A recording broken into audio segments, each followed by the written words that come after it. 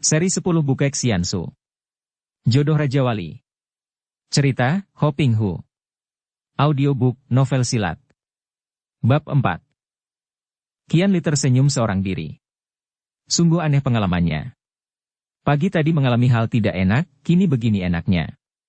Makan masakan yang lezat-lezat, diiringi musik yang merdu. Bukan main. Dia merasa dimanja. Di Pulau Es pun tidak seperti ini hidupnya. Bahkan ketika dia berada di Istana Putri Milana, kakak tirinya, dia pun tidak dimanja seperti ini. Akan tetapi tiba-tiba perhatiannya makin banyak tercurah ke belakangnya, ketika dia mendengar suara nyanyian yang halus merdu, nyanyian yang dilakukan dengan perlahan namun cukup jelas oleh pendengarannya, nyanyian yang diiringi oleh berdentingnya senar-senar Yang Kim. Nyanyian itu memang indah. Suara lirih itu setengah berbisik-bisik amat merdunya, namun yang menarik perhatiannya adalah kata-kata dari nyanyian itu. Tiada ayah, tiada bunda, tiada sanak keluarga, badan sendiri nyaris binasa.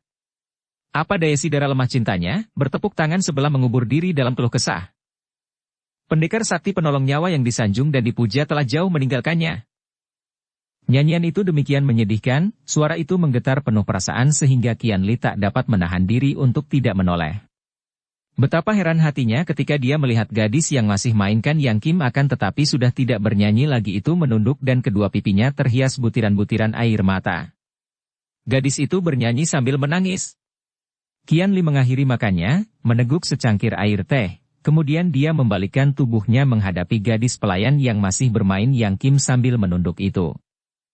Nona, dia memanggil. Gadis itu masih terus bermain Yang Kim dengan perlahan, tidak menjawab seolah-olah semangatnya melayang jauh mengikuti alunan suara Yang Kim. Nona, hentikan permainan Yang Kim itu. Qian Li kembali menegur. Suara Yang Kim tiba-tiba berhenti. Nona itu kelihatan terkejut, cepat mengusap pipinya dengan ujung lengan baju dan bangkit berdiri, menggantungkan Yang Kimnya dan menghampiri meja. Maaf, apakah Kongcu telah selesai makan? Tanyanya, suaranya masih setengah berbisik dan mengandung isak tertahan. Qian Li mengangguk dan memandang gadis itu membereskan mangkok, piring, menumpuknya di atas baki, kemudian berkata. Saya menyingkirkan mangkok piring dulu, sebentar saya kembali. Apakah Kongcu perlu diambilkan sesuatu? Qian Li menggeleng dan hanya memandang ketika wanita itu keluar dari kamarnya. Dia termenung, masih terngiang di telinganya isi nyanyian kuno tentang seorang wanita ditinggalkan kekasihnya. Akan tetapi mengapa gadis itu bernyanyi sambil menangis? Dia memandangi Yang Kim yang kini tergantung di dinding, semuanya melayang-layang dan terbayanglah dia kepada wajah Cheng Cheng, keponakannya atau bekas kekasihnya, gadis yang telah menjatuhkan hatinya, cinta pertamanya yang gagal. Nyanyian gadis pelayan itu membangkitkan kenang-kenangan ini dan berulang kali Qian Li menghela napas. Di dunia ini mengapa terdapat begitu banyak orang yang menderita sengsara karena cinta? Memang cinta banyak mendatangkan derita? Cintakah yang mendatangkan derita itu? Ataukah kegagalannya? Lebih tepat lagi, bukankah karena keinginan hati tak tercapai itulah yang mendatangkan hati sengsara? Sengsara yang timbul karena kecewa, karena harapan hampa. Daun pintu terbuka halus dan gadis itu melangkah masuk, menutupkan kembali daun pintu. Mengapa ditutup? Qian Li menegur. Agar tidak nampak dari luar, kalau Kongcu merasa gerah, bagian atas daun jendela dapat dibuka, jawabnya halus dan tanpa diperintah, gadis itu lalu membuka daun jendela bagian atas sehingga pemandangan di luar dapat nampak sebagian. Nona, kenapa kau kembali ke sini? Aku sudah selesai makan dan aku tidak butuh apa-apa lagi. Nona boleh beristirahat di tempat Nona sendiri. Gadis itu memandang Qian Li, kemudian menjawab sambil menunduk. Saya bertugas melayani Kongcu sambil menanti datangnya saat pesta dimulai. Dan saya senang di sini melayani Kongcu. Sesuka hati Nona sajalah. Apakah Nona juga bertugas melayani bercakap-cakap? Gadis itu mengangkat muka memandang merasa betapa lucunya kata-kata itu dan tersenyum, sama sekali tidak mengandung keriangan hati sungguh pun amat manis. Tentu saja, Kongcu. Nah, kalau begitu, aku ingin mengajak kau omong-omong. Pertama, aku ingin membicarakan tentang isi nyanyianmu tadi. Gadis itu memandang heran. Maksudku, aku ingin tahu siapakah darah yang merana itu dan siapa pula pendekar yang begitu kejam meninggalkannya. Gadis itu menunduk. Kongcu. Itu hanya nyanyian. Dongeng. Perlukah dongeng nyanyian ditangisi? Ada kulihat engkau menangis ketika bernyanyi tadi. Oh. Gadis itu terkejut dan kini menundukkan mukanya. Qianli mengerutkan alisnya dan memandang penuh perhatian. Ternyata gadis itu dengan susah payah menahan tangisnya, akan tetapi tetap saja 2 butir air mata seperti mutiara berkilauan menggantung di bulu matanya dan akhirnya bergerak perlahan menuruni kedua pipinya. Nona, aku dapat menduga bahwa engkau sedang mengalami tekanan batin yang hebat. Engkau sedang menderita sengsara dan kalau kau percaya kepadaku, kau ceritakanlah kesengsaraanmu itu. Siapa tahu aku akan dapat menolongmu, Nona. Akan tetapi kalau kau tidak percaya kepadaku, sudahlah, kau boleh pergi meninggalkan aku sendiri dan terima kasih atas semua pelayananmu yang baik. Ah! Kongcu. Gadis itu mengusap air matanya dan mengangkat muka memandang. Harap maafkan saya. Tentu saja saya percaya kepada Kongcu. Sekali bertemu saja saya tahu bahwa Kongcu adalah seorang yang amat baik. Kalau begitu, kau katakanlah, siapa Dara yang kau nyanyikan tadi? Gadis itu kembali menunduk. Dia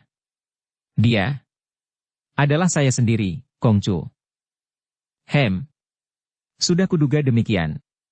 Dan siapakah si pendekar yang tak tahu dicinta orang itu? Dia adalah penolong saya. Gadis itu menjawab dengan muka merah sambil menunduk, kemudian dia menghela napas seperti orang mengambil keputusan dan mengangkat muka, berkata, sebaiknya saya ceritakan sejelasnya kepada Kongcu. Terjadi kira-kira 3 bulan yang lalu, Kongcu. Saya adalah anak sulung seorang kepala kampung dari dusun Canlicung. Pada suatu malam, dusun kami diserbu perampok-perampok dan seluruh keluarga saya terbunuh. Ayah, ibu, dan 3 orang adik-adik saya. Wanita itu memejamkan mata dan 2 butir air mata kembali meloncat keluar. Qianli membiarkan gadis itu berdiam diri sejenak untuk menenteramkan hatinya yang tentu saja dilanda kedukaan mengenangkan itu semua. Dia merasa kasihan sekali kepada gadis ini. Pantas saja tadi bernyanyi, tiada ayah tiada bunda tiada sanak keluarga, kiranya semua keluarganya terbasmi habis oleh perampok jahat. Saya sendiri lalu diculik oleh perampok-perampok itu, dibawa lari ke dalam cengkeraman manusia-manusia iblis dan akan mengalami hal yang lebih mengerikan daripada kematian sendiri, akan tetapi saya tidak berdaya, Kongcu. Dalam keadaan seperti itu, muncullah pendekar sakti itu yang dengan gagah perkasa membasmi semua perampok sampai tidak ada seorang pun yang terlewat. Tentu saja saya berterima kasih sekali kepadanya, Kongcu. Dia begitu baik, dia begitu gagah, dan kalau tidak ada dia... ngeri saya membayangkan. Lalu bagaimana? Qianli bertanya dan di dalam hatinya dia maklum. Pantas saja gadis ini jatuh cinta kepada penolongnya itu. Penolong saya itu tentu saja mendapat penghargaan dari gubernur karena dia telah berhasil membasmi perampok yang suka mengganas itu. Dan saya. Oleh penolong saya itu saya lalu dititipkan kepada gubernur, karena keluarga saya telah habis. Kemudian, dia pergi, meninggalkan saya seorang diri di sini. Dan kau lalu bekerja sebagai pelayan di sini?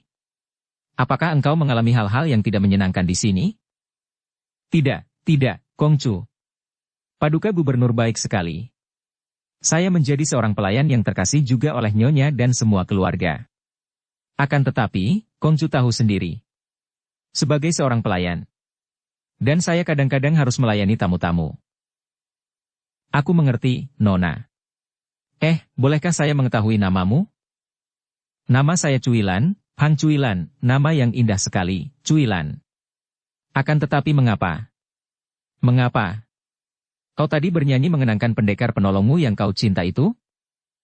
Kamar ini, Kongcu. Kamar inilah kamar pendekar itu ketika dulu dia bermalam di sini. Saya yang selalu membersihkannya dan melayaninya, akan tetapi dia pergi. Dan kamar ini tidak pernah dipakai lagi, akan tetapi selalu saya rawat dan saya bersihkan, kalau-kalau. Dia datang kembali ke sini, akan tetapi sekarang kamar ini dibuka karena banyaknya tamu dan kebetulan Kongcu dipersilakan bermalam di sini.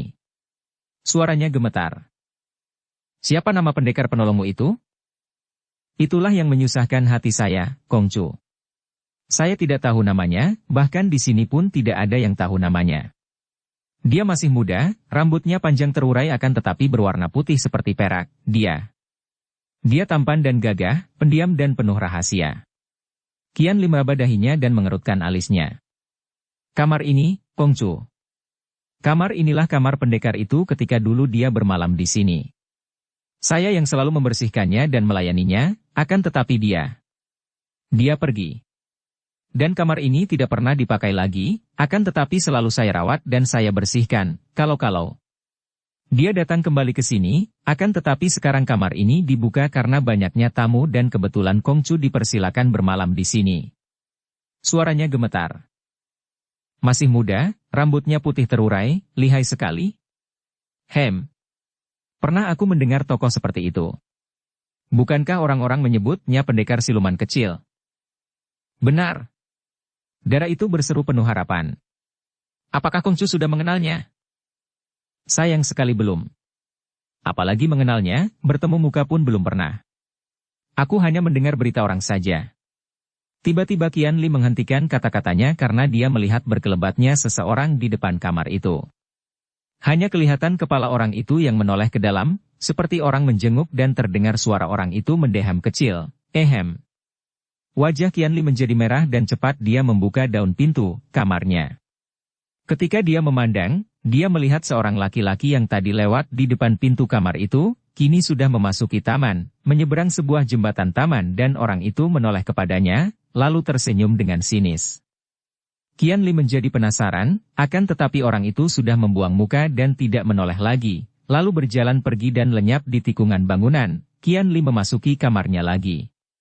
Siapa dia? Tanya Qian Li kepada gadis itu yang kelihatannya memandang khawatir. Yang menjenguk tadi? Bibir yang merah tipis itu menjepit tanda muak dan tidak senang. Dia pun seorang tamu, kabarnya dia pengawal dari Ou Taijin, seorang pembesar berpangkat Titok dari Sanxian. Rombongan Ou Tetok itu kepala pengawal Shibu. Orangnya menjemukan sekali, Kongcu, sejak kemarin dia selalu berusaha untuk menggoda saya kalau kebetulan bertemu. Diam-diam Qian Li mencatat laki-laki berusia 40-an tahun bermuka hitam dan berkumis lebat itu.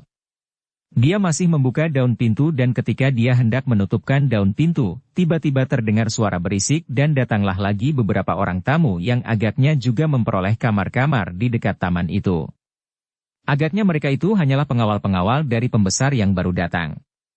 Akan tetapi ketika Qian Li memandang kepada rombongan orang itu, dia terkejut sekali melihat salah seorang di antara mereka yang dikenalnya. Seorang wanita yang cantik pesolek, usianya kurang lebih 35 tahun, namun tubuhnya masih ramping dan padat terpelihara, sinar matanya tajam dan kerlingnya menyambar-nyambar ganas, di pinggangnya tergantung pedang dengan sarung pedang yang terukir indah. Itulah Mao Xiao Moli, si siluman kucing wanita yang lihai bukan main, ahli peledak, dan masih sumoi dari Hek Tiao Lomo ketua Pulau Neraka. Wanita ini merupakan seorang tokoh yang amat ditakuti, dan ketika terjadi huru-hara pemberontakan dua orang Pangeran Liong, wanita ini pun mengambil bagian yang penting.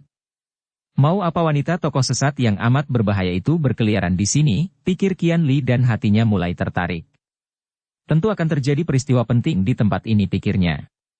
Cepat dia masuk kembali agar tidak kelihatan oleh siluman kucing itu. Agaknya akan banyak kaum persilatan dan tokoh-tokoh golongan hitam yang datang ke tempat ini, pikirnya. Entah siapa gerangan utusan kaisar dari kota raja itu dan tentu akan terjadi sesuatu yang hebat. Dia harus waspada. Sudahlah. Cuilan. Sekarang lebih baik kau tinggalkan aku sendiri, tidak baik kalau kita berdua berada di dalam kamar ini terlalu lama. Aku khawatir kalau orang akan menduga jelek kepadamu. Tapi, Kongcu. Saya justru takut untuk pergi meninggalkan Kongcu, kata gadis itu mulai basah dengan air mata. Harap Kongcu jangan menyuruh saya pergi, saya takut kalau saya harus melayani tamu lain. Jangan-jangan saya akan disuruh melayani pengawal Ou Tetok itu, dia sudah terus mengincarku. Kongcu, saya mohon kepadamu, harap Kongcu perbolehkan saya berada di sini selama orang-orang ini belum pergi. Saya takut. Suma Qian Li memandang dengan kasihan dan tersenyum. Kenapa kalau di sini bersama aku tidak takut? Kau pun belum mengenal aku, Cuilan. Tidak, kalau di sini saya tidak takut. Saya tahu bahwa Kongcu tentu tidak akan mengganggu saya. Baiklah. Akan tetapi aku hendak mengasuh, Cuilan. Mengasuhlah, Kongcu, saya akan duduk di sini saja. Apakah saya harus bermain Yang Kim untuk Kongcu? Tidak usah. Aku hendak mengasuh dan aku tidak ingin melihat engkau menangis lagi menyanyikan lagu yang sedih itu. Qian Li lalu merebahkan dirinya di atas pembaringan, sedangkan Cuilan duduk di atas bangku seperti orang melamun. Tentu saja ditunggui orang seperti itu, seorang gadis cantik lagi, Qian Li tidak dapat tidur. Akhirnya dia bangun dan mengajak Cuilan bermain catur yang memang disediakan di dalam kamar itu. Ternyata gadis ini pandai bermain catur, sehingga untuk beberapa lamanya Qian Li asyik bermain catur bergembira dan lupa seolah-olah dia sedang bermain catur dengan seorang sahabat lama. Juga gadis itu kadang-kadang tertawa kecil dan melupakan kedukaannya. Baru sekarang dia bertemu dengan seorang pemuda yang begitu sopan, halus dan sama sekali tidak pernah kurang ajar sehingga dia merasa terhibur dan seolah-olah memperoleh seorang sahabat yang amat baik dan boleh diandalkan. Waktu lewat tak terasa dan selama itu Qian Li mendengar datangnya rombongan demi rombongan para tamu. Akhirnya senja tiba dan Qian Li lalu mencuci muka dengan air hangat yang diambilkan oleh Cuilan. Setelah bertukar pakaian dan diberitahu oleh Cuilan bahwa bulan telah muncul dan pesta akan dimulai, bahkan sebagian para tamu sudah memasuki taman, Qian Li lalu meninggalkan Cuilan, memesan kepada Cuilan untuk menutupi pintu dan jendela dan kalau terjadi sesuatu supaya menjerit saja. Dia langsung memasuki taman yang telah diatur dan dihias untuk keperluan pesta di malam hari itu untuk menyambut datangnya tamu agung dari kota raja. Selain sinar bulan yang belum terlalu tinggi sehingga sinarnya masih belum terang benar, juga banyak digantung lampu-lampu yang berbentuk lentera-lentera yang beraneka macam, digantung di pohon-pohon dan di tempat-tempat yang disediakan khusus untuk keperluan itu. Di sudut taman terdapat serombongan tukang main musik membunyikan alat musiknya sehingga suasana menjadi meriah. Tamu-tamu mulai berdatangan, disambut oleh petugas-petugas dan dipersilakan duduk di tempat masing-masing yang sudah disediakan sesuai dengan tingkat dan kedudukan mereka. Semua bupati dan pembesar-pembesar di seluruh wilayah Provinsi Honan datang. Mereka ini rata-rata membawa pengawal masing-masing yang terdiri dari orang-orang yang bertubuh kokoh kekar dan berwajah seram-seram, kelihatannya lihai dan angkuh gerak-geriknya. Qian Li yang kebagian tempat duduk di bagian belakang, yaitu tempat para tamu undangan terdiri dari orang-orang Kangou yang tidak memiliki pangkat, sengaja memilih tempat duduk dekat kolam, agak menyendiri akan tetapi dari tempat itu dapat melihat ke seluruh tempat duduk para tamu sampai tempat duduk tuan rumah dan tamu agung yang telah dipersiapkan di panggung, agak tinggi dari tempat duduk lainnya. Sebentar-sebentar Qian Li menengok apabila ada tamu baru datang dan dia pun menoleh ke sana-sini untuk melihat barangkali ada adiknya di antara sekian banyak tamu itu. Hatinya lega ketika melihat bahwa yang berkumpul adalah tokoh-tokoh baru yang tidak dikenalnya. Tidak kelihatan tokoh-tokoh lama, dan yang dia kenal hanyalah si wanita genit siluman kucing Mao Xiao Moli yang untung duduknya di seberang cukup jauh dari tempat dia duduk. Suasana makin gembira dengan suara para tamu yang mulai bercakap-cakap sambil makan kuaci yang telah lebih dulu disediakan di atas piring di meja masing-masing. Suara keletak-keletik orang makan kuaci bercampur dengan suara orang-orang bicara, dilatar belakangi suara musik yang meriah. Gubernur Kui Cukam, yaitu gubernur Honan yang usianya kurang lebih 50 tahun, bertubuh kurus kecil dan berpakaian gemerlapan indah, sejak tadi sudah duduk di tempatnya. Sebagai seorang gubernur atau pembesar yang paling tinggi kedudukannya, dia tidak menyambut tamu sendiri, melainkan diwakili oleh pembesar-pembesar bawahannya dan dia hanya duduk sambil mengangguk sebagai balasan salam dari para tamu yang baru berdatangan dan yang memberi hormat kepadanya. Gubernur ini kelihatan gembira dan tersenyum-senyum sambil menoleh ke kanan-kiri. Di belakangnya berdiri pasukan pengawal yang dikepalai oleh si rambut merah yang selalu membawa guci arak itu. Honan Ciulomo Wanlok II pada kesempatan itu pun mengenakan pakaian yang baru untuk menghormat tamu, akan tetapi tetap saja bibirnya berlepotan arak. Tiba-tiba terdengar teriakan keras dari pasukan pengawal di pintu gerbang depan, sambung menyambung memberitahukan bahwa tamu agung, yang mulia utusan kaisar telah tiba. Semua tamu bangkit berdiri dan pintu kehormatan yang berada di tengah-tengah menghubungkan taman dengan istana gubernur dibuka oleh para penjaga. Para pemain musik yang sudah dipesan lebih dulu kini memainkan musik yang berbunyi gagah, seolah-olah hendak mengiringkan datangnya tamu agung. Maka tampaklah iring-iringan tamu agung itu. Seorang pemuda yang berwajah tampan sekali, berpakaian indah gemerlapan, melangkah masuk ke dalam taman, dengan senyum di bibir dan matanya memandang ramah ke kanan kiri. Pemuda tampan ini diiringkan oleh 3 losin orang pengawal istana yang juga berpakaian gagah dan indah dan melihat bulu burung menghias kepala mereka serta pakaian mereka yang gemerlapan seperti terhias banyak emas. Tahulah orang bahwa 3 losin pengawal itu adalah pasukan pengawal Kimiwi, pengawal baju emas, yang terkenal. Dan bulu di kepala itu menunjukkan bahwa mereka termasuk anggota pasukan kuku Garuda yang terkenal lihai dan berkepandaian tinggi. Di kanan kiri pemuda tampan itu berjalan pelindungnya, 2 orang jagoan pengawal kaisar dari kota raja, komandan dari pasukan kuku Garuda yang tersohor, yang dahulu terangkat tinggi-tinggi namanya berkat pimpinan Putri Nirahai yang gagah perkasa. Di belakang pemuda tampan itu berjalan sebagai pengiring atau pengantarnya, seorang kakek tinggi kurus berjenggot putih yang melihat pakaiannya juga bukan berpangkat rendah. Dia ini adalah Gubernur Hok Tianqi, gubernur dari Provinsi Hopei yang berada di utara Honan dan di mana kota raja terletak. Di belakang Gubernur Hok ini berjalan para pengawalnya, dikepalai oleh seorang laki-laki bermata sebelah, akan tetapi mata yang tinggal satu ini bukan main tajam sinarnya. Orang-orang banyak yang mengenal si mata satu ini yang bukan lain adalah Togan Xinjiang Liongbo, si mata satu tangan sakti, jagoan dari Mopei yang menjadi pengawal Gubernur Hok. Akan tetapi Qianli tidak mempedulikan orang lain yang tidak dikenalnya, pandang matanya tertuju kepada pemuda tampan yang bersikap tenang dan berwajah ramah itu. Kiranya utusan kaisar itu adalah putra kaisar sendiri, yaitu Pangeran Yunghua yang terkenal sebagai pangeran yang suka membantah dan melawan kehendak kaisar. Itu, pangeran yang suka minggat dari istana untuk memprotes kehendak kaisar yang menjadi ayahnya.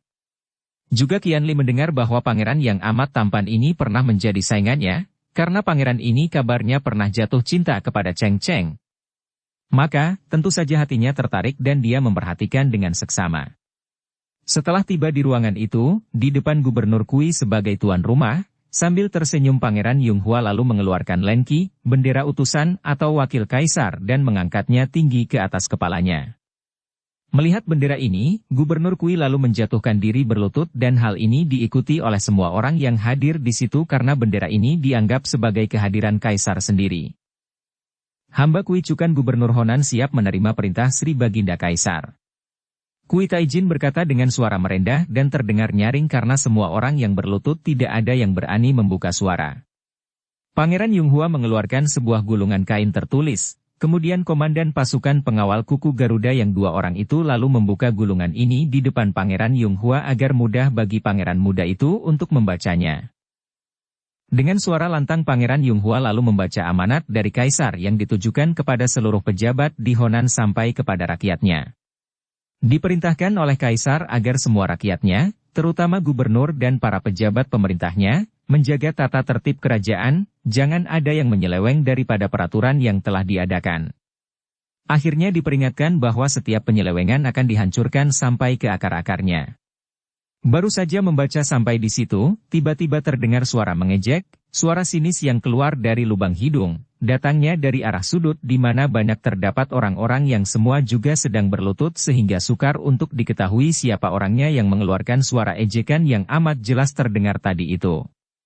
Pangeran Yunghua menghentikan bacaannya dan bertanya dengan nada suara halus, namun penuh wibawa. Siapa yang berani mentertawakan amanat Sri Baginda Kaisar? Tentu saja tidak ada seorang pun yang menjawab.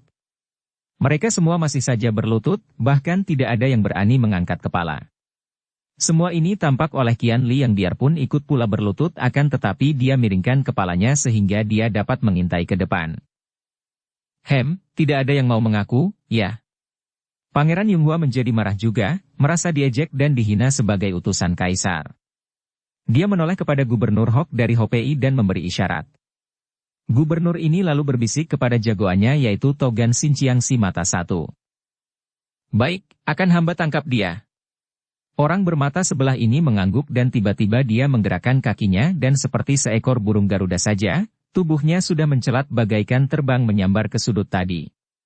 Tangannya yang kurus itu, dengan lengan yang panjang, mencengkeram ke depan, ke arah seorang laki-laki yang berlutut di dekat pot bunga cemara katai. Orang itu terkejut bukan main, tidak mengira bahwa si mata satu itu demikian cepat gerakannya. Dia mengangkat lengan menangkis. Duh! Keduanya terhuyung dan orang itu cepat meloncat berdiri. Maka bertandinglah si mata satu melawan orang ini. Qian Li mengerling, dan terheran-heran ketika mengenal orang yang diserang oleh si mata satu itu, karena dia itu ternyata adalah laki-laki yang sore tadi lewat di depan kamarnya, berdehem dan kemudian tersenyum sinis kepadanya, laki-laki muka hitam yang berkumis lebat, yang menurut Cuilan bernama Bu Ouketi, pengawal dari Outitok Bupati Kota Sanxian. Dan ternyata orang bermuka hitam yang agaknya tergila-gila kepada Cuilan itu juga memiliki kepandaian hebat. Gerakannya cukup lincah dan kuat sehingga pertandingan antara dia dan si mata satu itu berlangsung seru dan dahsyat.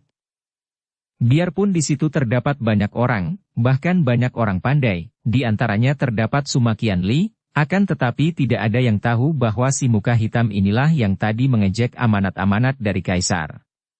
Hal ini adalah karena mereka semua berlutut. Sebaliknya, sebagai pengawal rombongan utusan Kaisar, si mata satu tadi tidak berlutut maka matanya yang tinggal sebelah dan amat tajam pandangnya itu dapat melihat siapa yang telah mengejek itu, maka dia dapat langsung turun tangan hendak menangkap si muka hitam. Pertandingan makin seru, akan tetapi para tamu tidak ada yang berani bergerak.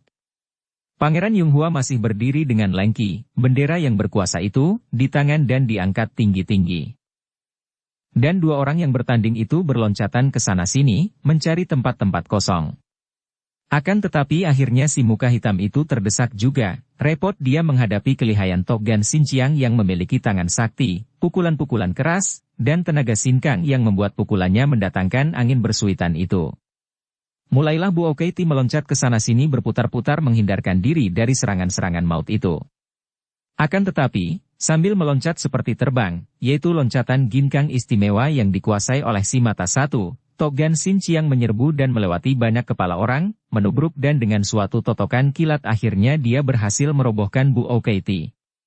Toggan Xinjiang lalu menyeret tawanannya itu, hendak dibawa ke depan Pangeran Yonghua. Qian Li yang sejak tadi melirik dengan penuh perhatian, dapat melihat ini semua. Akan tetapi ketika Toggan Xinjiang lewat di dekat si tokoh sesat siluman kucing, dia berteriak mengaduh dan roboh. Gegerlah keadaan ketika Toggan Xinjiang roboh itu. Komandan pengawal kuku Garuda yang lihai tentu saja dapat melihat bahwa robohnya Toggan Xinjiang adalah ketika lewat di depan siluman kucing, maka sambil berseru keras, seorang di antara mereka meloncat dan menerkam ke arah Mao Xiaomoli. Wanita ini terkekeh dan bangkit berdiri lalu menangkis. Tangkisan hebat yang membuat komandan itu hampir terjengkang karena dia tidak menyangka sama sekali bahwa perempuan cantik itu sedemikian hebat tenaga sinkangnya. Maka mereka lalu bertempur, lebih hebat daripada pertempuran yang tadi. Toggan Xinjiang dan Bu Ouketi sudah tak dapat bergerak dan kini pertandingan antara komandan kuku Garuda yang bermata sipit melawan Mao Xiaomoli terjadi lebih cepat lagi. Tidak percuma si mata sipit menjadi komandan kuku Garuda dan kini dipercaya untuk menjadi seorang di antara dua pengawal pribadi utusan Kaisar, karena memang hebat kepandaiannya.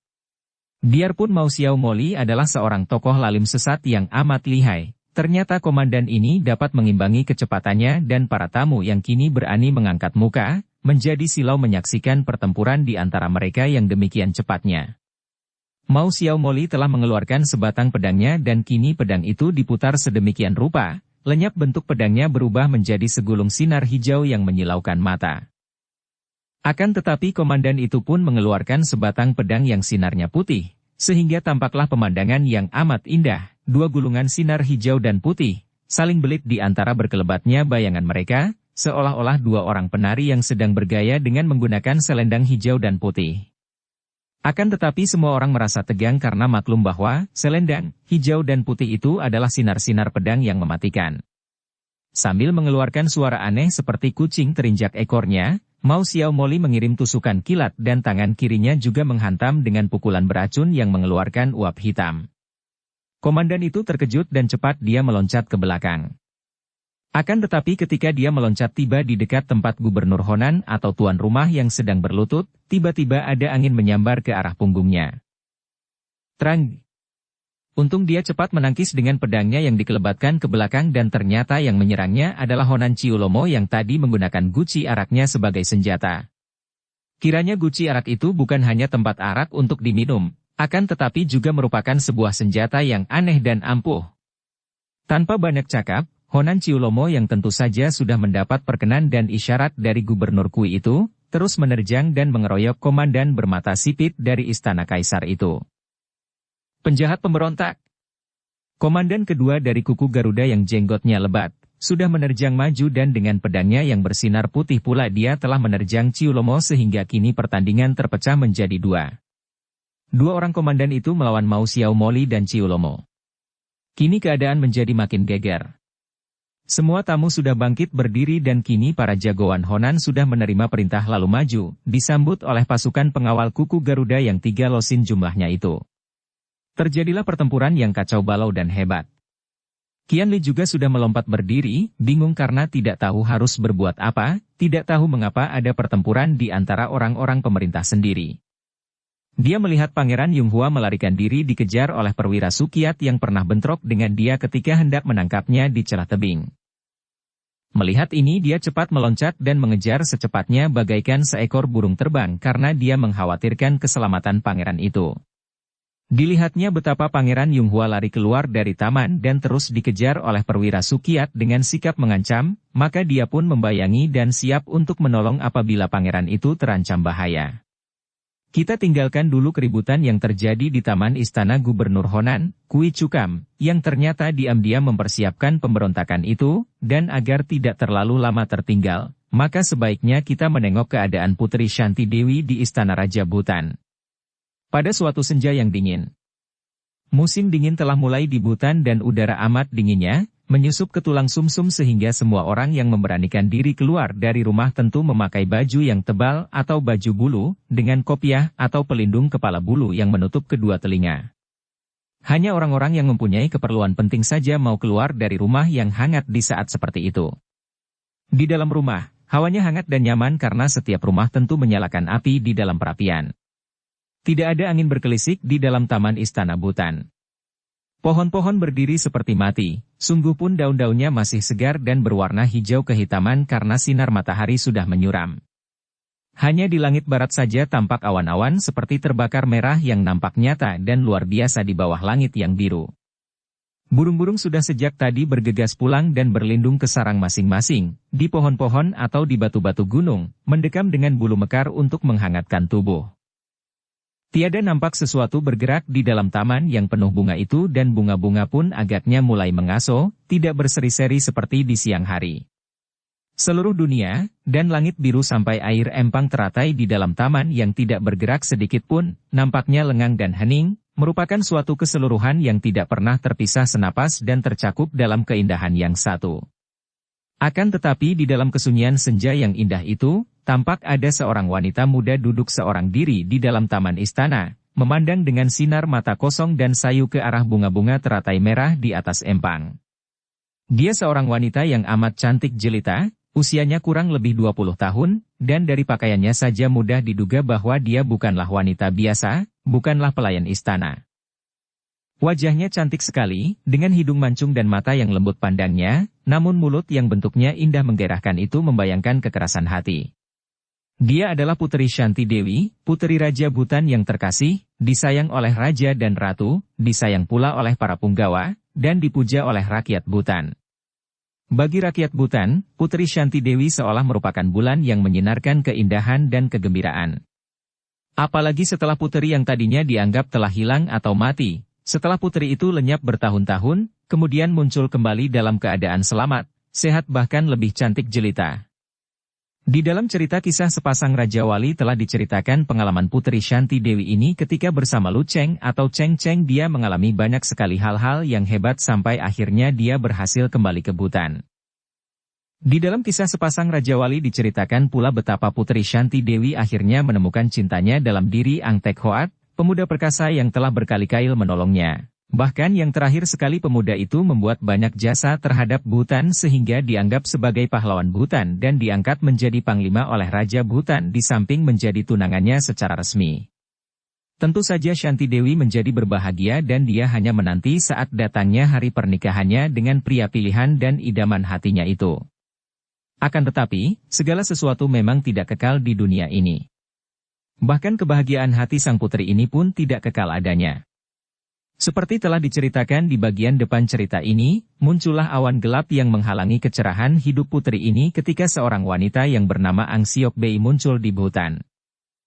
Wanita yang hidupnya diracuni dendam ini adalah Ibu Ang Tek Hoat yang ingin menarik putranya keluar dari hutan agar dapat membalaskan dendamnya terhadap keluarga Pulau Es, dan akhirnya wanita itu berhasil membakar hati Raja Bhutan sehingga Ang Tek Hoat dihentikan sebagai panglima, bahkan ikatan jodoh antara pendekar itu dan Shanti Dewi dibatalkan.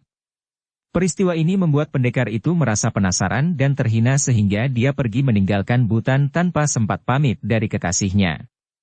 Demikianlah, Shanti Dewi hanya menerima kabar dari ayahnya bahwa Ang Tek Hoat telah minggat dari Bhutan karena terbuka rahasianya bahwa pemuda yang tadinya disangka seorang pendekar terhormat, masih keluarga dari majikan Pulau Es, yang dianggap pahlawan dan diterima sebagai tunangan putri Shanti Dewi itu, ternyata hanyalah seorang anak haram.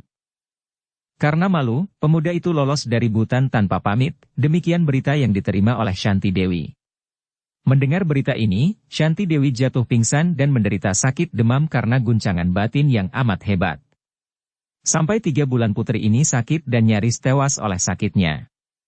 Akan tetapi berkat perawatan penuh ketelitian dari para tabib yang dikumpulkan oleh Raja Bhutan, akhirnya sang putri sembuh juga. Akan tetapi terjadi perubahan besar dalam diri sang putri. Putri yang tadinya lincah jenaka itu kini selalu murung, dia kehilangan gairah hidupnya, tidak mempunyai kegembiraan lagi. Biarpun dia masih cantik jelita seperti bulan purnama, namun bulan itu selalu tertutup mendung. Tentu saja raja dan ratu merasa prihatin sekali dengan keadaan putri mereka itu. Shanti Dewi, ingatlah bahwa engkau adalah putri kerajaan. Nasibmu masih baik bahwa engkau belum terlanjur menjadi istri anak haram itu. Betapa akan mencemarkan nama keluarga kita kalau hal itu terjadi. Perlu apa engkau memikirkan lagi manusia tak tahu malu itu? Berkali-kali raja dan ratu menegur dan menghibur putri mereka. Kenapa dia pergi tanpa menemui aku? Berkali-kali Shanti Dewi mengeluh dengan suara mengandung penuh penyesalan. Tentu dia malu, kata Sri Baginda Raja. Setelah terbuka rahasianya, tentu dia tidak ada muka lagi untuk bertemu denganmu dan memang sudah semestinya begitu. Tidak, ayah. Tidak. Shanti Dewi mengepal tinju dan menggeleng kepala keras-keras. Dia bukan manusia seperti itu? Aku cinta padanya, ayah, ibu. Aku cinta padanya, tidak mengertikah ayah dan ibu? Aku cinta padanya. Shanti Dewi, ingatlah bahwa dia adalah seorang anak haram, tidak ketahuan siapa ayahnya. Dan kau tahu siapa yang memberitahukan kepada kami akan hal itu? Ibunya sendiri. Sri Baginda berkata marah. Aku tahu, aku pernah melihat ibunya. Ayah, ibu. Yang ku cinta adalah orangnya, bukan silsilah keturunannya, bukan kedudukannya, bukan nama baik atau buruknya. Tidak mengertikah ayah dan ibu?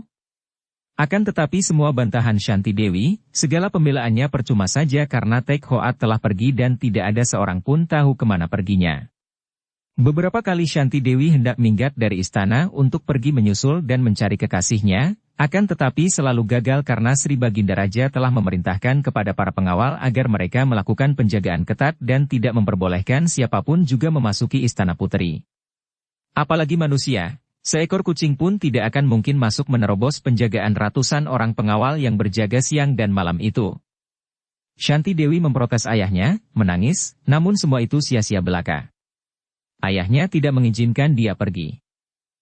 Kemudian ayahnya memutuskan untuk mengawinkan putri itu dengan Mohinta, putra dari Panglima tua Sangita yang telah banyak jasanya. Mohinta adalah seorang panglima muda yang amat setia, tampan dan gagah, juga ayahnya adalah seorang yang setia kepada Bhutan, demikian antara lain Sri Baginda membujuk putrinya. Selain kita semua tahu akan riwayat keluarganya, juga sejak kecil engkau telah mengenalnya karena dia adalah sahabatmu di waktu kecil. Hanya dialah yang dapat menyelamatkan namamu dan nama keluarga kita dari aib yang didatangkan oleh penjahat asing Ang Tek Hoat itu. Ayah. Shanti Dewi hanya dapat menangis. Akan tetapi setiap kali pernikahan direncanakan, Shanti Dewi selalu minta waktu dan minta mundur. Karena Sri Baginda juga mengenal watak putrinya yang keras, maka dia tidak berani memaksa, apalagi karena Panglima Mohinta yang mencinta putri itu juga bersabar dan menanti sampai sang putri tidak berduka lagi. Dia percaya bahwa kedukaan tidak akan berlangsung selamanya, maka Panglima Muda itu bersabar menanti. Betapa dia tidak akan sabar kalau mengingat bahwa selain dia akan dapat memiliki putri yang amat cantik jelita itu, juga kelak istrinya itu akan menjadi Ratu Bhutan dan tentu saja hal itu berarti mengangkat dia menjadi orang yang paling tinggi kedudukannya di kerajaan itu. Demikianlah, sampai 4 tahun lamanya sejak Tek Hoat meninggalkan Bhutan, Shanti Dewi masih seringkali termenung seorang diri di dalam taman, di mana dahulu dia sering mengadakan pertemuan yang asyik dan mesra dengan Tek Hoat. Memang rasa sakit di hatinya sudah tidak begitu terasa lagi, luka itu sudah hampir kering, namun putri itu belum dapat memulihkan kegembiraan hidupnya dan lebih suka menyendiri. Kalau dia sedang melamun seperti itu, dia lupa akan keadaan sekelilingnya, bahkan tidak merasakan lagi hawa dingin yang menyusup tulang. Sementara itu, di luar pintu gerbang istana Bhutan juga terjadi hal yang amat menarik. Hawa udara yang amat dingin membuat orang-orang segan keluar rumah dan lalu lintas di jalan-jalan raya juga sepi. Para penjaga yang kedinginan sudah mengenakan baju bulu dan topi bulu penutup telinga dan kepala, bahkan mereka juga membuat api unggun di tempat perniagaan untuk menambah hangat dan mengusir hawa dingin yang mencoba untuk menyusup dan menyerang kulit mereka melalui lengan baju dan leher baju. Api unggun bernyala merah, hampir sama dengan warna merah di langit barat yang mulai memudar, terganti warna kelabu yang gelap. Set, lihat dia itu. Tiba-tiba seorang penjaga menyentuh lengan kawannya yang sedang menambah kayu dalam api unggun, lalu menuding keluar pintu gerbang. Kawannya menengok dan mengeluarkan suara suitan tertahan saking kagumnya. Suara ini sudah biasa bagi para penjaga, suara suitan tertahan yang menjadi tanda kekaguman kalau mereka melihat wanita cantik lewat di pintu gerbang. Karena itu, para penjaga yang jumlahnya 15 orang, yang keisengan di waktu hawa sedingin itu, kini memperhatikan keluar pintu gerbang, kepala mereka menjenguk keluar dan mata mereka terbelalak memandang menembus kesuraman senja. Waduh cantiknya, kata seorang. Bukan main. Manis sekali. Tubuhnya. Amboi. Mati aku. Lenggangnya. Wah. Dia memakai pakaian setipis itu dan tidak kelihatan kedinginan. Seorang yang lebih teliti berkata dan barulah teman-temannya juga melihat kenyataan yang memang luar biasa ini. Dan tidak hujan tidak panas dia memakai payung. Wah, wah. Sepatunya juga kain, bagaimana dia dapat bertahan dalam udara sedingin ini? Cantik jelita, pakai payung malam-malam tidak hujan, sedingin ini berpakaian tipis tanpa merasa dingin. Wah wah, jangan-jangan dia bukan manusia. Hi. Semua orang mulai merasa seram dan untuk menambahkan hati, mereka meraba gagang senjata masing-masing dan kini 15 orang itu sudah keluar semua dari gardu penjagaan. Komandan mereka, seorang pendek gemuk yang terkenal galak dan pemberani, sudah keluar pula dan memandang dengan alis berkerut, kumisnya yang tipis bergerak-gerak dan ini merupakan tanda bagi anak buahnya bahwa komandan mereka itu sedang tegang hatinya. Mencurigakan. Anak-anak. Siap. Sang komandan memberi komando dan dia sendiri lalu menghadang di tengah pintu gerbang. Kebetulan sekali sangat sunyi saat itu, tidak ada orang lain yang lewat di pintu gerbang kecuali wanita itu. Tidak salah penjaga yang sambat mati melihat lenggang itu. Memang bukan main. Seperti harimau lapar lenggangnya, lambat-lambat dan satu-satu kedua kaki itu bergantian melangkah maju dengan gerakan agak menyilang sehingga dari depan pun nampak jelas pinggang yang ramping itu meliuk-liuk dan sisi pinggul yang padat itu miring ke kanan kiri berirama. Lenggang itu seperti lenggang tarian. Wanita itu berjalan seperti orang menari saja, berirama dan begitu teratur indah. Lengan kirinya terayun manis di sisi tubuhnya dan siku lengan kanan yang memegang gagang payung itu pun bergerak-gerak mengikuti gerak tubuh ke kanan kiri. Bukan main. Setiap bagian tubuh itu seperti hidup dalam lenggang maut itu. Wanita itu kini makin dekat dan makin jelaslah kelihatan bentuk wajah dan tubuhnya yang tertutup pakaian tipis dari sutera. Wajah yang aduhai. Manis seperti madu. Dagunya meruncing dan bibirnya yang selalu mengulum senyum itu bergerak-gerak lucu dan penuh daya pikat. Bibir bawah itu tak pernah diam, selalu bergerak dan tergetar seolah-olah mengandung penuh perasaan hati, mengandung gejolak perasaan yang menggerakkan bibir bawah dan cuping hidung yang tipis. Matanya agak lebar, jeli dan tajam pandangnya, kadang-kadang redup penuh rahasia dan seolah-olah sinar mata itu bersembunyi di balik bulu mata yang merupakan selubung atau tirai indah. Lesung pipit menghias pipi yang segar kemerahan seperti buah tomat masak. Seorang Dara yang amat cantik jelita, yang usianya tidak akan lebih dari 19 tahun. Pakaiannya dari sutera tipis yang lemas sehingga seolah-olah mencetak bentuk tubuhnya, namun potongan pakaiannya rapi dan dari model terakhir dan terbuat dari sutera mahal. Payungnya juga indah sekali buatan selatan, dari sutera dan gagangnya berukir. Wajah yang amat cantik itu selalu tersenyum, mata yang sinarnya jernih itu seolah-olah mengajak semua orang bersenda gurau tanpa kata. Kalau saja para penjaga itu terdiri dari orang-orang yang mempunyai pandangan tajam, tentu mereka sudah dapat menduga bahwa Dara yang cantik jelita ini, yang kelihatan begitu ayu dan lemah lembut, tentulah bukan orang sembarangan. Tanda-tandanya sudah nampak jelas. Dara ini aneh, tidak hujan, tidak panas memakai payung, ini menunjukkan bahwa dia suka bersikap aneh, sikap yang biasanya hanya dimiliki para kelana yang berilmu tinggi. Dara ini seorang diri saja melakukan perjalanan, padahal di masa itu bagi seorang wanita muda melakukan perjalanan seorang diri merupakan hal yang langka. Kalau Dara ini kelihatan membawa senjata jelas bahwa dia adalah seorang Kang Ou, kelana persilatan, akan tetapi tanpa senjata berani melakukan perjalanan seorang diri membayangkan keadaan seorang yang tentu sudah terlalu percaya kepada diri sendiri, sehingga tidak membutuhkan bantuan senjata. Ini pun biasanya hanya terdapat pada orang-orang yang berilmu tinggi sekali. Kemudian, lebih jelas lagi, dalam keadaan hawa udara sedingin itu sehingga para prajurit penjaga yang terlatih dan bertubuh kuat itu pun masih melindungi tubuh dengan baju tebal dan api unggun, Dara itu hanya memakai pakaian sutera tipis dan berjalan enak-enak saja berlenggang kangkung memakai payung. Ini pun suatu keanehan luar biasa, ciri seorang yang tidak boleh digolongkan orang-orang biasa. Akan tetapi, para penjaga itu seperti buta oleh kesombongan mereka sendiri. Terutama terdorong oleh gairah yang sudah dinyatakan oleh kecantikan wajah dan keindahan bentuk tubuh. Apalagi setelah kini tercium bau semerbak harum yang datang dari Dara itu, memancing sikap ugal-ugalan dari mereka. Si komandan gendut pendek cepat berjalan menghampiri dan tubuhnya yang pendek itu seolah-olah menggelundung saking cepatnya gerakan kedua kakinya yang pendek. Berhenti dulu, Nona, katanya sambil mengangkat tangan ke atas dengan gerakan menghentikan dan tangan kirinya bertolak pinggang dengan aksi sekali. Wajah di bawah payung itu berseri dan bibir merah itu merekah sedikit sehingga kelihatan benda putih seperti mutiara berkilau sebentar lalu tertutup lagi oleh bibir yang bergerak-gerak itu. Si gendut menelan ludah, sampai berceglukan bunyinya. Matanya seperti bergantung kepada bibir itu seperti seorang kehausan melihat buah anggur masak yang segar. Dengan bahasa Butan yang tidak kaku, Dara yang pakaiannya menunjukkan bahwa dia adalah orang Han dari timur itu menjawab. Mengapa aku harus berhenti? Bukankah ini merupakan jalan umum? Ketika bicara, bibirnya itu bergerak-gerak manis dan pinggang yang seperti batang pohon yang liu tertiup angin itu dengan lemasnya meliuk-liuk. Komandan gendut itu kembali menelan ludah dan pandang matanya menggerayangi seluruh tubuh orang, dari rambut yang hitam subur itu sampai ke kaki yang kecil mungil.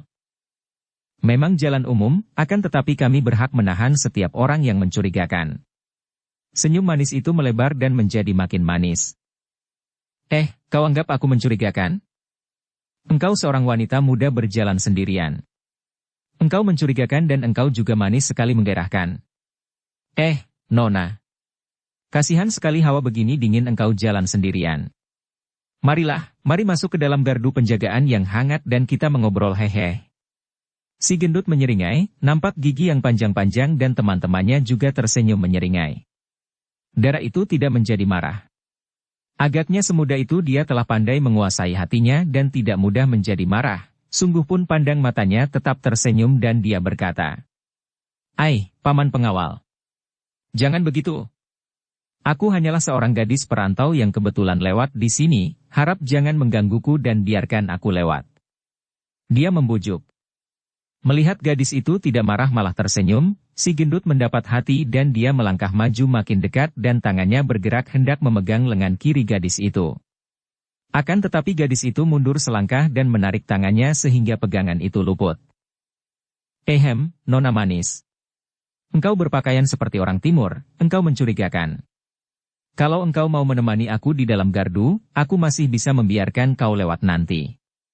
Kalau kau menolak, terpaksa aku akan menggeledah seluruh tubuhmu, kalau kau menyembunyikan sesuatu yang rahasia, hehe. Hoho, dia memang menyembunyikan banyak rahasia yang hebat-hebat, terdengar seorang penjaga berkata dan tertawalah mereka semua. Si gendut sambil menyeringai kembali mendekati gadis itu.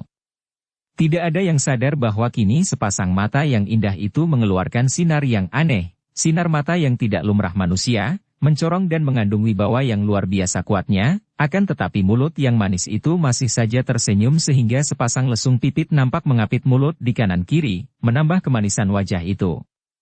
Kembali darah jelita itu menggerakkan tubuh dan tangkapan tangan si gendut mengenai tempat kosong.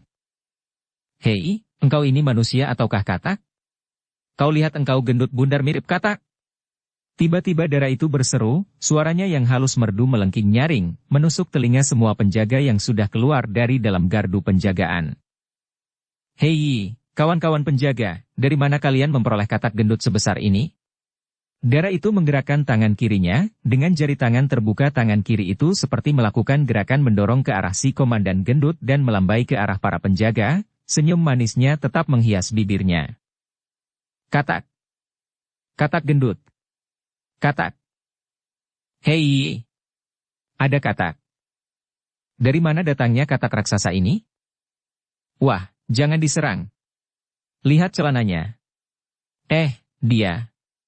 Semua penjaga terbelalak dan memandang dengan muka pucat ke arah seekor katak besar gendut yang mendekam di atas tanah di mana tadi si komandan gendut berdiri.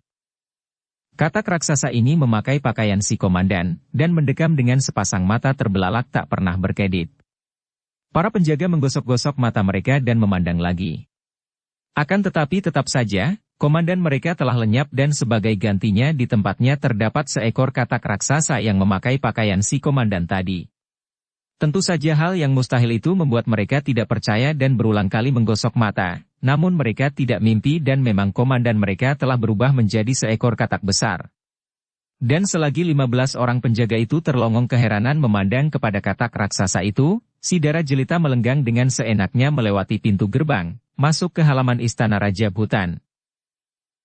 Hei, seorang penjaga yang dapat menekan ketegangan hatinya menengok dan berseru ketika melihat gadis itu. Semua orang juga menengok dan dalam sesaat mereka bengong, mata mereka menjuling ketika dari belakang melihat pemandangan yang amat mempesonakan. Lenggang lemah gemulai seperti orang menari itu mengakibatkan dua bukit pinggul yang bulat padat dan terbentuk oleh pakaian sutra ketat itu bergerak menari-nari naik turun dan dalam gerakan ini terkandung kekuatan yang seolah-olah membetot semangat 15 orang itu.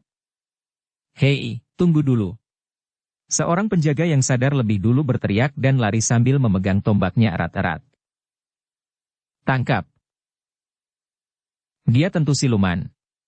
15 orang itu yang kini teringat bahwa komandan mereka telah dikutuk menjadi raksasa oleh darah jelita yang mereka yakin tentu sebangsa siluman, kini lari mengejar dengan senjata di tangan. Darah itu berhenti melenggang, tubuh atasnya masih tertutup payung yang dipanggul di atas pundaknya. Kini, payung itu diputar-putar, kemudian setelah 15 orang itu mengejar dekat, dia membalikkan tubuhnya dan berkata, "Kalian ini sebetulnya mau apa sih?" 15 orang itu tersentak kaget dan otomatis mereka menahan kaki mereka sampai ada yang hampir terjungkal. Semua mata memandang wajah darah itu dan semuanya menahan napas, mata mereka melotot sampai hampir meloncat keluar dari pelupuk mata. Muka mereka menjadi pucat dan tubuh mereka menggigil, dari tenggorokan mereka keluar suara seolah-olah mereka semua mendadak telah menjadi gagu atau menjadi gila. Mereka adalah prajurit-prajurit penjaga Bhutan yang sudah biasa menghadapi bahaya melawan musuh dan rata-rata memiliki tenaga besar dan kepandaian bertempur, bukan laki-laki lemah dan penakut. Akan tetapi saat itu mereka menjadi ketakutan, bahkan ada yang saking ngerinya sampai terkencing-kencing, celana mereka basah tanpa mereka sadari. Siapa orangnya yang tidak akan merasa takut dan seram kalau melihat wajah wanita itu? Tadinya wanita itu demikian cantik jelita, seperti bidadari yang murah senyum manis, akan tetapi sekarang, kalau berubah buruk saja masih tidak menakutkan, akan tetapi kini wajah itu, polos, hanya merupakan seraut wajah polos berkulit halus dan rata, tidak ada mata hidung atau mulut, tidak ada tonjolan atau lekukan, halus mulus dan polos. Mereka bergidik. Tadi saja mereka sudah merasa ngeri dan ketakutan melihat komandan mereka berubah menjadi katak, sekarang lebih lagi ketika melihat wanita yang mereka sangka siluman itu menghadapi mereka dengan muka polos seperti itu. Di antara mereka ada yang menggigil dan mengeluarkan suara seperti itu. Suara ini tak tertahankan lagi oleh mereka dan larilah mereka tunggang langgang, jatuh bangun dan saling tabrak, kembali ke gardu mereka. Apalagi ketika mereka melihat, katak raksasa, tadi sudah lenyap dan kini mereka melihat komandan mereka masih berdiri dengan mata terbelalak dan mulut masih menyeringai, kaku seperti arca. Dara itu mengeluarkan suara ketawa ditahan, tubuhnya membalik lagi, payungnya berputaran dan lenggangnya yang mempesona dilanjutkan menuju ke arah istana. Hihihihihi, orang-orang tolol, bisiknya sambil menggunakan tangan kirinya, melepaskan kedok atau topeng yang terbuat dari bahan semacam karet putih yang tadi dia pakai untuk menutupi mukanya sehingga membuat para penjaga lari terbirit-birit. Tiba-tiba komandan jaga yang tadinya diam seperti patung itu bergerak dan berteriak. Orang-orang tolol! Mengapa kalian diam saja membiarkan dia masuk? Hayo kejar dan tangkap dia. Komandan itu sendiri sudah mencabut pedangnya dan lari mengejar. Para anak buahnya terbelalak ngeri. Tapi, dia, siluman. Siluman atau setan, kalau sampai dia memasuki istana, kita celaka. Si komandan membentak dan para anak buahnya sadar. Mereka lalu berteriak-teriak sambil memegang senjata dan mengejar, termasuk mereka yang celananya basah. Teringat akan tugas dan tanggung jawab, mereka terbangun semangatnya dan menjadi berani lagi. Kejar. Tangkap. Berserabutan mereka lari mengejar. Dara itu mendengar teriakan-teriakan mereka, menengok, tersenyum mengejek dan tubuhnya mencelat ke depan, jauh sekali seolah-olah dia telah terbang saja. Terdengar suara ketawa halus merdu dan dengan beberapa lompatan lagi, tubuhnya meloncat ke atas pagar tembok istana dan lenyap. Siluman. Semua penjaga kembali bengong dan muka mereka berubah pucat. Celaka, dia masuk pagar tembok istana, kita harus melaporkan. Si komandan yang masih belum sadar betapa dia tadi telah berubah menjadi katak raksasa, lalu cepat lari ke pintu depan istana untuk melaporkan peristiwa itu kepada para pengawal istana. Gegerlah seluruh istana kerajaan Butan dengan berita tentang siluman yang memasuki istana itu. Tentu saja sebagian besar orang tidak percaya, dan raja sendiri pun tidak percaya. Namun betapapun juga, para panglima mengerahkan pengawal-pengawal istana untuk melakukan penjagaan dan perondaan yang ketat untuk menjaga keselamatan keluarga istana raja. Juga para pendeta Buddha dikerahkan untuk mengusir roh jahat atau siluman yang mengganggu istana. Kalau saja tidak ada pengerahan pendeta-pendeta untuk mengusir roh-roh jahat, kiranya tidak akan terjadi hal-hal yang menghebohkan. Malam itu juga, seorang pendeta Buddha yang terkenal sebagai seorang ahli roh-roh jahat dan siluman yang bernama Nalanda, seorang yang bertubuh tinggi besar, berusia 50 tahun berwajah angker dan serius, dengan membawa tempat pedupaan yang terisi dupa wangi mengebul, berjalan mengelilingi istana. Asap dupa mengebul dari tempat pedupaan, baunya semerbak sampai ke sudut-sudut, dan pendeta Nalanda berkemak-kemik membaca mantera untuk mengusir roh jahat. Pada saat itu, sesosok bayangan menyelinap di antara bayangan-bayangan gedung istana. Bayangan ini bukan lain adalah Dara cantik jelita yang tadi telah menggegerkan luar istana. Kini payungnya telah ditutup dan dikempit di bawah ketiak kirinya, dan dengan gerakan kaki yang ringan dan gesit, tanda bahwa gadis, siluman, ini memiliki kepandaian tinggi, dan menyelinap ke sana kemari mencari-cari. Dara itu sudah mulai kelihatan gelisah dan jengkel karena dia tidak mengenal jalan dan selalu tersesat bertemu dengan lorong buntu di kompleks istana yang luas itu. Sialan.